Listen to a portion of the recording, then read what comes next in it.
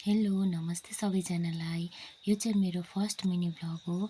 अनि आजको दिन चाहिँ हामी राईहरूको महान चाड साकेला उभौली कार्यक्रम थियो। त्यसको लागि म चाहिँ यहाँ बाबा मम्मी अनि मेरो लागि ड्रेसहरू देखाउँदैछु।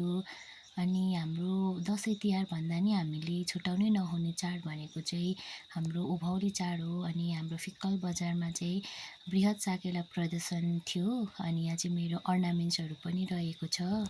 त्यहीँ जानको लागि म चाहिँ बिहानै उठेर सामानहरू रेडी गर्दैछु। किनभने यस्तो सामानहरू त हामी वर्षौँ लगाइराख्दैनौँ, वर्षमा एकचोटि मात्रै लाउँछौँ। त्यही भएर कता कता पुगेको हुन्छ क्या, त्यही भएर म चाहिँ एउटा एउटा गर्दै मिलाउँदै राखिरहेको थिएँ।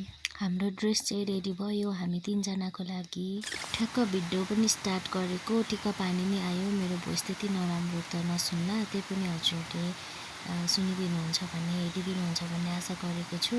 अनि त्यस पछाडि मलाई चाहिँ यसरी गुन्युचोलो लाउन आउँदैन थियो। मेरो मम्मीले लगाइदिनु हुँदैछ मलाई।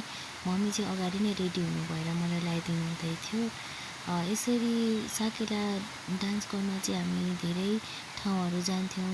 धेरै मेमोरीहरू छ सानोको। अनि त्यस पछाडि अहिले पनि मलाई त्यही सानोकै याद आयो क्या, किनभने धेरै टाइमपछि म यसरी जाँदैछु नि त साकेला नाच्नको लागि। अनि आज चाहिँ जसरी नै टाइम मिलाएर हामी फ्यामिली नै जाऊँ भन्ने हिसाबले बाबा मम्मीलाई नै रेडी हुनु भनेर मलाई पनि रेडी पारिदिनु हुँदैछ। अनि यो चाहिँ मेरो फर्स्ट भ्लग पनि हो क्या। म चाहिँ खासमा चाहिँ किन भिडियो नि पोस्ट गर्न खोज्दैछु भने नि पछि गएर हेर्नलाई, पछि गएर मेमोरी हुन्छ भनेर हो। अनि यहाँनिर चाहिँ मजाले चोला पटुका अलि मजाले मिलेको थिएन, त्यही पनि एडजस्ट गरेर लगाएँ मैले चाहिँ। भिडियो चाहिँ अलिकति लामो नै हुन्छ होला, अन्तिमसम्म हेरिदिनु हुन्छ भन्ने आश गरेको छु। कपडा पनि लगाइसकेको थिएँ। त्यसपछि मम्मीलाई मैले कपालबाटी मागेँ।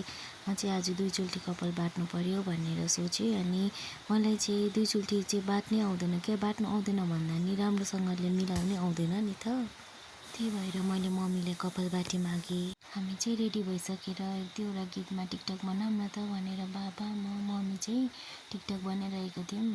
अनि यसरी फ्यामिलीसँगै साकेला चाहिँ मेरो फर्स्ट टाइम हो क्या, फर्स्ट टाइम हो। अनि मलाई चाहिँ यो बेला मेरो बहिनीलाई पनि धेरै धेरै मिस गरिरहेको छु। गाडी पनि आइसकेको थियो अनि हामी सबैजना भेला भएर गाडीमा चढ्यौँ। यसरी जाँदाखेरि रमाइलो पनि भइरहेको थियो भने थोरै गाह्रो पनि भइरहेको थियो।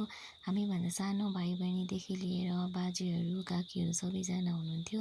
अनि मलाई चाहिँ यसरी जाँदा के कुराको याद आयो भने नि म पनि पहिले मभन्दा ठुलो सिनियर दाइ दिदीहरूसँग यसरी नै साकेलामा ठाउँ ठाउँ नाच्न जान्थेँ क्या, फुटबलहरू हुँदा। अनि आज चाहिँ सूर्योदय नगरको मात्रै नभएर दार्जिलिङ र इलाम नगरपालिकादेखि पनि कलाकारहरू आउँदै हुनुहुन्छ। आजको दिन रमाइलो हुन्छ भन्ने आशा गरेको छु। यहाँ चाहिँ हामी ग्रुपिङ फोटोको लागि गाडीबाट निस्केर चढ्यौँ। हामी यति धेरै ग्रुप थियौँ कि एउटै पिकअपमा धन्न हामी चाहिँ सकुशल पुग्यौँ फिक्कल।